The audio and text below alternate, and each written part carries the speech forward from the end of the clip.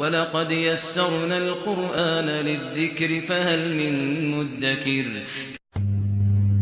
بسم اللہ الرحمن الرحیم اللہم صلی علی محمد وعلی آل محمد وبارک وسلم۔ تفسیر القرآن میں کل جو ہم نے سبق شروع کیا تھا وہ یہ تھا کہ کسی بھی لفظ کسی بھی اسم کے بارے میں یہ فیصلہ کیسے کیا جائے گا کہ اس کا تعلق مذکر سے ہے یا مؤنث سے ہے، وہ لفظ وہ اسم مذکر ہے یا مؤنث ہے، فیمینن ہے۔ کل ہم پڑھ چکے کہ کچھ اسموں کے بارے میں یہ فیصلہ کرنا قطعاً مشکل نہیں ہے کہ ان کا تعلق مذکر سے ہے یا مؤنث سے۔ وہ کس قسم کے اسم ہوتے ہیں؟ جن لفظوں میں جن اسموں میں نر اور مادے کا، جوڑے کا، میل اور فیمیل کا کانسیپٹ موجود ہوتا ہے۔ مثال کے طور پہ امن کا لفظ ماں کے لیے استعمال ہوتا ہے۔ اب انسانوں میں میل اور فیمیل کا کانسیپٹ ہے۔ امن کے مقابلے میں ماں کے مقابلے میں ایک لفظ ایسا موجود ہے دنیا کی تمام زبانوں میں کہ جس کا تعلق کس سے ہے؟ میل سے۔ تو امن کے مقابلے میں ایک میل موجود ہے، کیا؟ ابن۔ اب کامن سینس کی روشنی میں ہر شخص بآسانی یہ فیصلہ کر سکتا ہے کہ امن اس لفظ کا تعلق مؤنث سے ہے، فیمینن سے، اور ابن کا تعلق کس سے ہے؟ مذکر سے۔ ابن مذکر ہے۔ اسی طرح اختن بہن، اخن بھائی۔ پھر سنیے، ایسے لفظوں میں جن لفظوں میں نر اور مادے کا، میل اور فیمیل کا تصور موجود ہو، یہ پہچاننے میں کوئی دقت محسوس نہیں ہوتی ہے کہ کس لفظ کا تعلق مذکر سے ہے اور کس کا مؤنث سے۔ ساری دقت، ساری مشکل کہاں پیش آتی ہے؟ ان لفظوں میں، ان اسموں میں جن میں نر اور مادے کا، میل اور فیمیل کا کوئی تصور موجود نہیں ہوتا۔ کل ہم نے مثال دی تھی دیوار، اس کے مقابلے میں کوئی دیوارہ میل کے طور پہ موجود نہیں ہے۔ ان لفظوں میں کیسے فیصلہ کیا جائے گا کہ کس لفظ کا تعلق مذکر سے ہے اور کس کا مؤنث سے؟ عربی زبان میں ایک فارمولہ آپ کو دے دیا گیا ہے جس کی روشنی میں آپ بڑی آسانی سے فیصلہ کر سکتے ہیں کہ یہ لفظ جو ہمارے سامنے موجود ہے وہ مذکر ہے یا مؤنث ہے۔ دیکھیے، امن مؤنث ہے۔ کس وجہ سے؟ اس لیے کہ اس لفظ کا تعلق مادہ سے ہے، فیمیل سے۔ اس لفظ کے مؤنث ہونے کا تعلق ایک ایسی حقیقت سے ہے جس کا دنیا کی کوئی بھی زبان انکار نہیں کر سکتی۔ ماں کے لیے استعمال ہونے والا لفظ دنیا کی ہر زبان میں کیا استعمال ہوگا؟ مؤنث، فیمینن۔ اس لیے اس مؤنث کو مؤنث حقیقی کہا جاتا ہے، ریئل فیمینن، کہ اس لفظ کے مؤنث ہونے کا تعلق ایک ایسی حقیقت سے ہے جس کو دنیا کی کوئی بھی زبان رد نہیں کر سکتی ہے۔ اس مؤنث کو کیا کہیں گے؟ مؤنث حقیقی۔ جو لفظ اس وجہ سے مؤنث ہو کہ اس کا تعلق فیمیل سے ہے، اس کو کیا کہیں گے؟ مؤنث حقیقی۔ لیکن یہاں مشکل پیش آئے گی، یہاں ایک مشکل پیش آئے گی۔ غرفتن کا لفظ بھی مؤنث ہے، اس کے مؤنث ہونے کی کیا دلیل ہے؟ کیا غرفتن کا لفظ اس لیے مؤنث ہے کہ اس کے مقابلے میں کوئی میل موجود ہے؟ نہیں، بے جان چیزوں میں نر اور مادے کا کوئی کانسیپٹ نہیں ہوتا۔ غرفتن کا لفظ بھی مؤنث ہے۔ وجہ کیا ہے؟ ایک فارمولہ ہے یہ لفظ اس فارمولے پہ پورا اتر رہا ہے، اور وہ فارمولہ کیا ہے؟ جس اسم کے آخر میں گولتا ہوگی وہ مؤنث، جس کے آخر میں گولتا نہیں ہوگی وہ کیا ہوگا؟ مذکر۔ اب اس فارمولے کی روشنی میں کہ آخر میں گولتا ہے تو لفظ مؤنث، گولتا نہیں ہے تو مذکر، ہم بڑی آسانی سے فیصلہ کر سکتے ہیں کہ جدارن کا لفظ مذکر ہے، دیوار، اور غرفتن کا لفظ مؤنث ہے، کمرہ۔ چنانچہ یہ کہنا ہو کہ یہ دیوار ہے تو کیا کہیں گے؟ ھذا جدار۔ یہ کہنا ہو یہ کمرہ ہے تو کیا کہیں گے؟ ھذہ غرفتن۔ کل ہم بتا چکے ھذا استعمال ہوتا ہے مذکر کے لیے اور ھذہ مؤنث کے لیے۔ اب اس لفظ کو تو ہم نے مؤنث قرار دے دیا عموماً کو، کس کا ایک ریالٹی سے تعلق ہے، ایک حقیقت سے تعلق ہے۔ کامن سینس کی روشنی میں ہر شخص یہی فیصلہ کرے گا کہ لفظ مؤنث ہے۔ غرفتن کو جو مؤنث قرار دیا گیا ہے وہ کامن سینس کی روشنی میں نہیں بلکہ وہ ایک فارمولے کی روشنی میں۔ فارمولہ کے لیے عربی زبان میں قیاس کا لفظ استعمال ہوتا ہے۔ قیاس، فارمولہ کیا ہے؟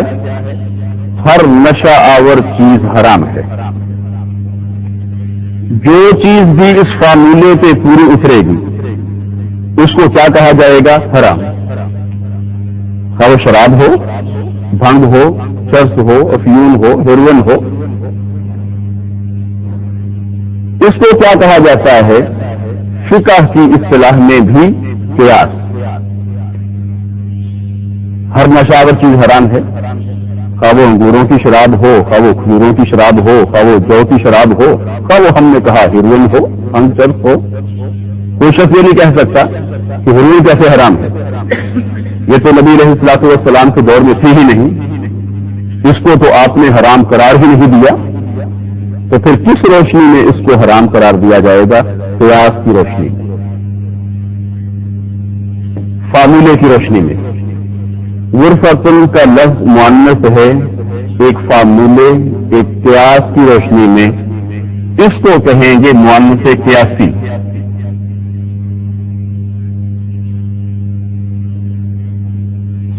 سمجھانے کے لیے اس کو نام دیا گیا ہے، کتاب میں لکھا ہوا فارمل فیمینن، جو فارمولہ کے تحت، قیاس کے تحت، ایک کلیے قاعدے اور ضابطے کے تحت مؤنث قرار پائے۔ اب زبان پہلے مارد وجود میں آتی ہے، اس کے قواعد، اس کی گرامر بعد میں ترتیب دی جاتی ہے۔ چنانچہ ہوتا یہ ہے، عربی زبان کے ساتھ بہرحال ایسے ہی ہوا، ہوتا یہ ہے کہ کچھ الفاظ کلیے قاعدے سے باہر رہ جاتے ہیں۔ مثال کے بغیر بات واضح نہیں ہوگی۔ دیکھیے یہ لفظ ہے ارزن، زمین۔ اس لفظ کے آخر میں گولتا نہیں ہے،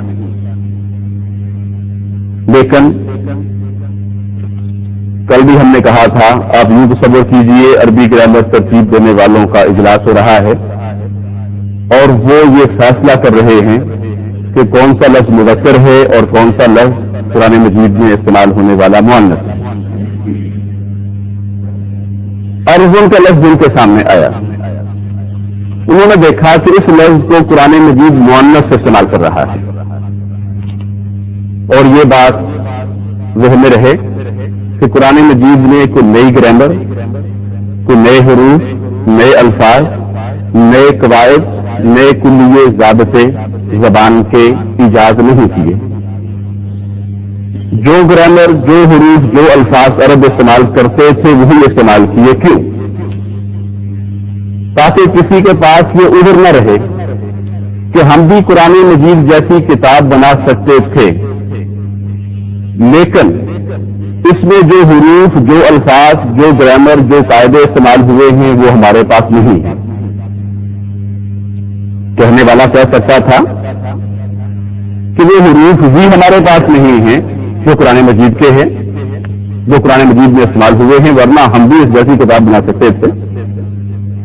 یہ ادھر ختم کرنے کے لیے قرآن مجید میں وہی حروف، وہی الفاظ، وہی گرامر، وہی قواعد استعمال کیے جو عرب استعمال کرتے تھے کہ اگر ہمت ہے تو جن حروف کو استعمال کر کے تم ادب کے بڑے بڑے شاہکار ترتیب دیتے ہو، اس جیسی ایک صورت ہی بنا کے دکھاؤ۔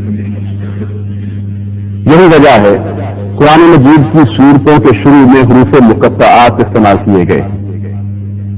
الف لام میم، یہ باور کرانے کے لیے کہ جو حروف تم استعمال کرتے ہو وہی قرآن مجید میں استعمال ہوئے ہیں، ان حروف کو استعمال کر کے یا تو قرآن مجید جیسا کلام بناؤ، ورنہ مان لو ذالک الکتاب لا ریب فیہ، اس کتاب کے اللہ کی طرف سے ہونے میں کوئی شک و شبہ نہیں۔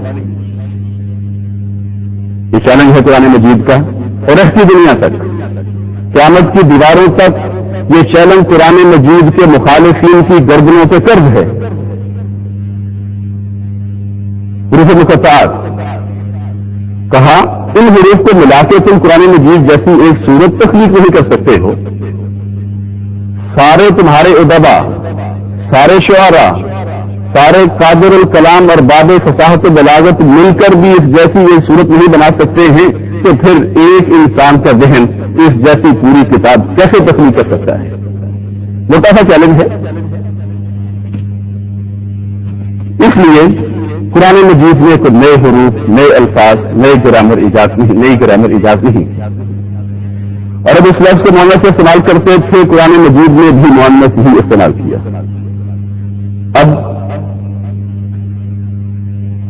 ایسے الفاظ کہ جو گول کا نہ ہونے کے باوجود مؤنث استعمال ہوئے، ان کو عربی گرامر ترتیب دینے والوں نے الگ کیا۔ گنتی کے چند الفاظ بنتے تھے، تقریباً 95% الفاظ ایسے ہیں جو اس فارمولے پہ پورا اتر آتے ہیں، گول پا والے فارمولے پہ۔ گنتی کے چند الفاظ جن کو یاد کرنے کا طریقہ ابھی ہم بتاتے ہیں، وہ ایسے ہیں کہ ان کو عربی زبان والوں نے عربی زبان میں مؤنث استعمال کیا گیا ہے۔ وہ الفاظ ویسے تو مؤنث دکھائی نہیں دیتے، لیکن عربوں سے سنا گیا ہے کہ وہ ان الفاظ کو مؤنث استعمال کرتے ہیں۔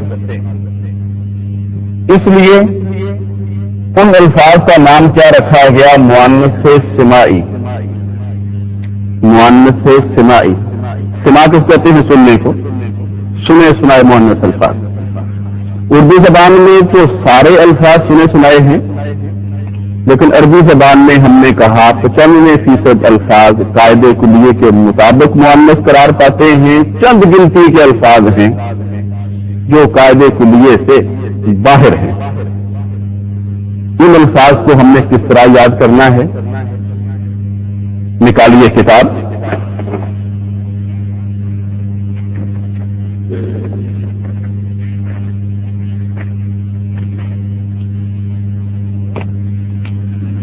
باقی تو ابھی ہم بعد میں پڑھتے ہیں۔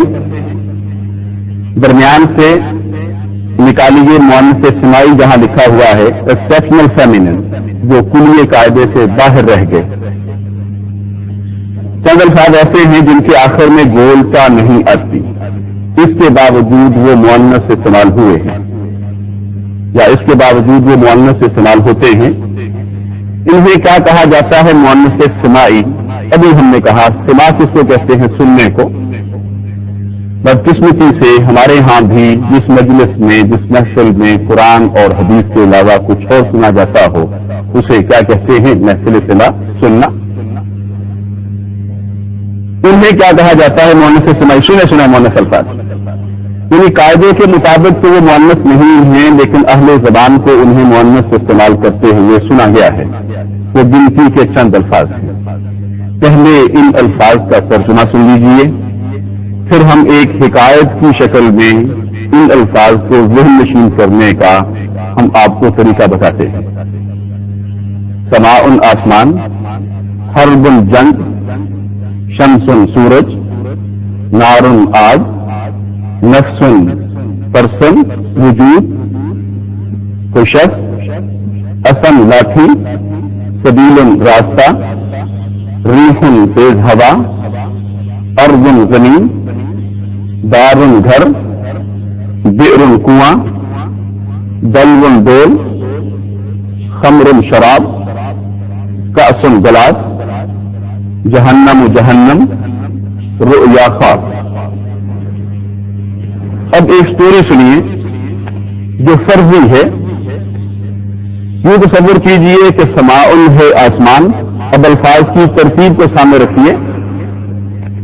سماء ہے آسمان، وہاں ہوئی ہے حرب الجنگ، زوردار دھماکے ہوئے، جس طرح قرآن پاک کہتا ہے کہ جس طرح ہم کائنات کو ختم کریں گے اسی طرح کائنات کا ہم نے آغاز کیا تھا۔ ختم کیسے کریں گے؟ سور میں پھونک کے۔ بگ بینگ کو قرآن مجید نفخ فی الصور سے تعبیر کرتا ہے۔ زوردار دھماکے ہوئے، کائنات کا آغاز ہوا اور اسی طرح کائنات کا اختتام ہوگا۔ سماء آسمان، اس میں حرب ہوئی ہے، بگ بینگ ہوا، اس کے نتیجے میں مارد وجود میں آیا شمس سورج، شمس سے نکلی نار یعنی آگ، وہاں تھا ایک نفس پرسن، وہ گھبرا کے بھاگا، اس نے اپنی اسن یعنی لاٹھی اٹھائی،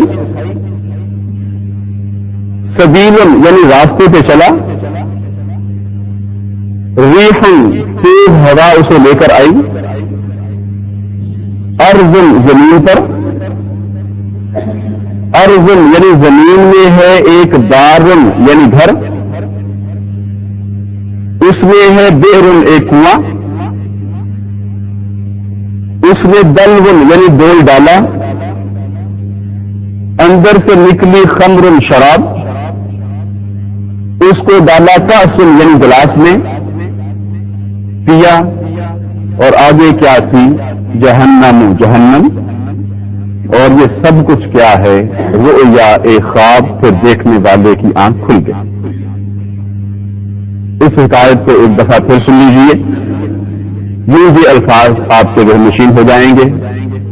ہم نے کہا تصور کیجیے سماء ہے آسمان، وہاں ہوئی ہے حرب الجنگ، زوردار دھماکے ہوئے، اس کے نتیجہ میں مارد وجود میں آیا شمس سورج، اس سے نکلی نار آگ، وہاں تھا ایک نفس پرسن تھا، وجود تھا، گھبرا کے بھاگا، اس نے اسن اپنی لاٹھی اٹھائی، سبیل راستے پہ چلا، ریح تیز ہوا اسے لے کر آئی، ارض زمین پہ، وہاں ہے ایک دار گھر، اس میں ہے ایک بئر کنواں، اس میں دلو یعنی ڈول ڈالا، اندر سے نکلی خمر یعنی شراب، اس کو ڈالا کأس یعنی گلاس میں، پیا، آگے کیا تھی؟ جہنم جہنم، اور یہ سب کچھ کیا ہے؟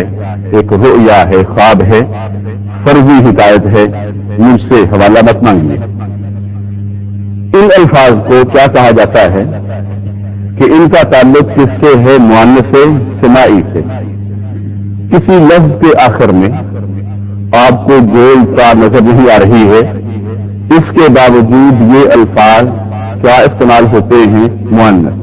سنے سنائے مؤنث الفاظ، یہی گنتی کے چند الفاظ ہیں، قرآن مجید سے انہیں نکالا گیا، عربی گرامر ترتیب دینے والوں نے انہیں نکالا۔ پھر سن لیجیے، بعض مؤنث سے تعلق رکھنے والے الفاظ ایسے ہوتے ہیں جن کو مؤنث اس لیے کہا جاتا ہے کہ ان کا تعلق فیمیل سے ہوتا ہے۔ ان لفظوں کے مؤنث ہونے کا ایک ایسی حقیقت سے تعلق ہے کہ جس کا دنیا کی کوئی زبان انکار نہیں کر سکتی۔ ماں، اختن بہن، امرأتن عورت، بنتن لڑکی، امتن پھوپھی وغیرہ. اس قسم کی مؤنث کو کیا کہتے ہیں؟ مؤنث حقیقی، ریئل فیمینن. کچھ لفظوں کے مؤنث ہونے کا تعلق ایک فارمولے سے ہوتا ہے، ایک قیاس سے ہوتا ہے. وہ فارمولا، وہ قیاس کیا ہے کہ لفظ کے آخر میں بولتا ہے تو وہ اسم کیا ہوگا؟ مؤنث. اس قسم کی مؤنث کو کیا کہتے ہیں؟ مؤنث قیاسی، فارمل فیمینن. بعض الفاظ بظاہر کو مذکر لگتے ہیں لیکن وہ استعمال کیا ہوتے ہیں؟ مؤنث. ان کا مؤنث ہونے کا تعلق کسی قاعدے، کسی کلیے سے نہیں ہوتا، کسی فارمولے سے نہیں ہوتا، بلکہ پردوں سے سنا گیا ہوتا ہے کہ وہ ان لفظوں کو مؤنث سے استعمال کرتے ہیں. ایسی مؤنث کو کیا کہتے ہیں؟ مؤنث سماعی. آپ کی سہولت کے لیے اس کو نام دے دیا گیا ایکسیپشنل فیمینن، ایکسیپشن، جو قاعدے کلیے سے باہر رہ گیا ہے. اسی طرح جسم کے اعضاء، جسم کے حصوں میں سے جو دو ہیں وہ بھی کیا استعمال ہوتے ہیں عربی زبان میں؟ مؤنث. ہاتھ دو ہیں، اگرچہ ان کا آپس میں تعلق میل اور فیمیل کا نہیں ہے کہ یہ ہاتھ ہو اور یہ ہتھی ہو، ایسا نہیں ہے، لیکن چونکہ ہیں دو اس لیے جسم کے ان حصوں کو بھی کیا استعمال کیا جاتا ہے؟ مؤنث. یدن مؤنث ہے، کہنا ہو یہ ہاتھ ہے تو ہاذا یدن کی بجائے کیا کہیں گے؟ ہاذہ یدن. یہ آنکھ ہے، ہاذا عین کی بجائے کیا کہیں گے؟ ہاذہ عین. اب ہم ریڈ کرتے ہیں شروع سے. الدرس الثانی، جنس، مذکر اور مؤنث. کسی بھی اسم کے متعلق عربی گرامر کے لحاظ سے مکمل معلومات حاصل کرنے کے لیے 4 باتوں کا پتہ ہونا ضروری ہے. پہلی بات کون سی ہے؟ جنس. جنس سے مراد یعنی کسی لفظ کی جنس کو معلوم کرنا. جینڈر، جنس یعنی یہ معلوم کرنا کہ وہ اسم مذکر ہے یا مؤنث ہے. باقی 3 چیزیں کون سی ہیں؟ آگے مستقل لیسن میں ہر ایک کا ذکر آ رہا ہے، وہ ہم پھر پڑھیں گے. سرگرد ہمارا موضوع کیا ہے؟ جنس. اس سے مراد اسم کے متعلق یہ جاننا ہے کہ وہ مذکر ہے یا مؤنث. عربی زبان میں مؤنث کی 3 قسمیں ہیں اور ظاہر ہے اگر ہمیں یہ پتہ چل جائے کہ یہ لفظ مؤنث ہے تو یہ بھی پتہ چل جائے گا کہ یہ مذکر نہیں ہے. اگر یہ پتہ چل جائے کہ یہ مؤنث نہیں ہے تو لازماً کیا ہوگا؟ مذکر. تیسری کوئی جنس عربی گرامر میں نہیں ہے. جس لفظ میں نر اور مادے یعنی پیئر کا تصور موجود ہو تو میل سے تعلق رکھنے والا اسم مذکر اور مادے یعنی فیمیل سے تعلق رکھنے والا اسم کیا ہوگا؟ مؤنث. آگے 4 الفاظ دیے گئے ہیں. 2 کا تعلق انسانوں سے ہے اور 2 کا تعلق جانوروں سے. امن ماں، اس کے مقابلے میں میل موجود ہے ابن باپ. اخت بہن، اس کے مقابلے میں میل کیا ہے؟ یہ لکھا ہوا اخن یعنی بھائی. اخی میرا بھائی، اور خالی بھائی برادر کے لیے کیا استعمال ہوتا ہے؟ اخن. بکرن، بکرتن ہو گولتا کے ساتھ پھر تو ہوگا ہی مؤنث. گولتا نہ بھی ہو، خالی بکرن بھی استعمال ہو رہا ہو تب بھی یہ لفظ کیا ہوگا؟ مؤنث. اس لیے کہ بکرن کا لفظ کس کے لیے استعمال ہوتا ہے؟ گائے کے لیے. بکرن کے مقابلے میں میل ہے ثورن، بیل. جاموسن، بھینس، اس کے مقابلے میں نر میل موجود ہے. اسے کیا کہتے ہیں عربی زبان میں؟ فحلن. اردو زبان میں بھینس کے مقابلے میں نر کے لیے جو لفظ استعمال ہوتا ہے وہ اس کا ترجمہ کر لیجیے، فحلن. آگے دیکھیے مؤنث قیاسی، فارمل فیمینن، جس لفظ میں نر اور مادے کا تصور موجود نہ ہو. اس کے متعلق مذکر یا مؤنث کی پہچان یوں کی جاتی ہے کہ جس لفظ کے آخر میں گولتا ہو اسے مؤنث، اور جس کے آخر میں گولتا نہ ہو اسے کیا کہا جائے گا؟ مذکر۔ مذکر کی چند مثالیں: جدار، دیوار۔ کل بھی ہم نے کہا تھا کہ جن کا عربی گرامر یا عربی زبان کے لحاظ سے پہلے سے کوئی پس منظر ہے، ان کے پاس پہلے سے کوئی بیک گراؤنڈ موجود ہے، معذرت کے ساتھ ہم ان کا خیال بالکل نہیں رکھیں گے، ہم خیال ان کا رکھیں گے جو بالکل زیرو سے شروع کر رہے ہیں، اس لیے وہ اس میں تکرار، ریپیٹیشن محسوس کریں گے، لیکن معذرت کے ساتھ سر دست ہم ان کا کوئی لحاظ نہیں رکھیں گے۔ جو زیرو سے شروع کر رہے ہیں ان کا لحاظ رکھتے ہوئے بار بار ہم ریپیٹ کریں گے قواعد کو، ان الفاظ کو۔ مذکر کی چند مثالیں: جدار، دیوار، کتاب، کتاب، قلم، قلم، صراط، راستہ۔ سبیل بھی راستے کو کہتے ہیں، شریک بھی راستے کو کہتے ہیں۔ صراط اصل میں کہا جاتا ہے کسی مانوی راستے کو۔ کیا مطلب؟ کہ اسلام، دین اسلام ایک سیدھا راستہ ہے، تو کوئی سڑک نہیں ہوتی فزیکلی، کوئی مادی راستہ نہیں ہوتا جو نظر آ رہا ہوتا ہے کہ اس سڑک پہ چلو تو اسلام تک پہنچ جاؤ گے، بلکہ وہ مانوی راستہ ہوتا ہے، وہ کچھ قواعد و ضوابط، کچھ زندگی گزارنے کے طریقوں کا نام ہے، وہ اللہ کی طرف سے نازل کردہ کچھ احکامات اور ضابطوں کا نام ہے، اس کو دین اسلام کہا گیا ہے۔ تو مانوی راستہ، تو فزیکلی کوئی مادی سڑک نہیں ہے۔ مسجد، مسجد، بیت، گھر، کرسی، کرسی، نہر، نہر۔ مؤنث کی چند مثالیں: ساعت، گھڑی، مروحۃ، پنکھا، شجرۃ، درخت، جنت، باغ، آیت، نشانی۔ مؤنث سمائی، سنے سنائے، اس کو انگلش میں ہم نے کہا ہے ایکسیپشنل فیمینن، جو کلیے قاعدے سے باہر رہ گئے۔ چند الفاظ ایسے ہیں جن کے آخر میں گولتا نہیں آتی، اس کے باوجود وہ مؤنث استعمال ہوتے ہیں، انہیں مؤنث سمائی کہا جاتا ہے، یعنی قاعدے کے مطابق تو وہ مؤنث نہیں، لیکن اہل زبان کو انہیں مؤنث استعمال کرتے ہوئے سنا گیا ہے۔ وہ گنتی کے چند الفاظ ہیں، ابھی ہم نے پڑھے۔ خلیفتن اور علامتن، دو الفاظ ایسے ہیں جن کے آخر میں گولتا موجود ہے، لیکن یہ مذکر استعمال ہوتے ہیں۔ یہ کیا استعمال ہوتے ہیں؟ مذکر۔ ان لفظوں کو یاد کرنا اس لیے مشکل نہیں ہے کہ دونوں الفاظ اردو زبان میں استعمال ہوتے ہیں اور دونوں کے دونوں مذکر ہی استعمال ہوتے ہیں، اس لیے ان کو یاد کرنا قطعاً کو مشکل نہیں ہے۔ خلیفۃ اور علامت میں گولتا موجود ہے، اس کے باوجود یہ مذکر ہیں۔ انہیں کیا کہا جا سکتا ہے؟ مذکر سمائی۔ مؤنث سمائی میں جسم کے آداب میں سے وہ اکثر آداب بھی شامل ہیں جو دو دو ہیں، جو دو دو ہیں وہ مؤنث، باقی مذکر۔ کیا مطلب؟ جو دو سے کم ہیں وہ بھی مذکر، جو دو سے زیادہ ہیں وہ بھی مذکر۔ دو سے کم ہیں کیا مطلب؟ ایک ہے رأس، سر، انف، ناک، اس کے خیشوم، نسلیں تو دو ہیں لیکن ناک ایک ہی ہے، مذکر۔ بطن، پیٹ، مذکر۔ اگر دو سے زیادہ ہیں پھر بھی مذکر۔ سن، دان، شعر، بال، مذکر، لیکن اگر دو دو ہیں تو مؤنث۔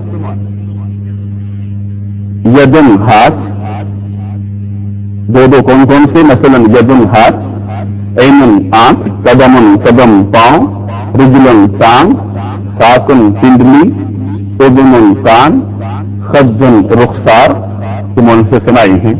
جبکہ رأس، سر، سن، دانت، بطن، پیٹ، یہ الفاظ کیا ہیں؟ مذکر ہیں۔ اسی طرح شہروں اور ملکوں کے نام بھی مؤنث سمائی ہیں، وہ بھی مؤنث استعمال ہوتے ہیں۔ آگے مشق ہے، اپنا ہوم ورک سمجھیے، مذکر مؤنث کی پہچان آپ نے خود کرنی۔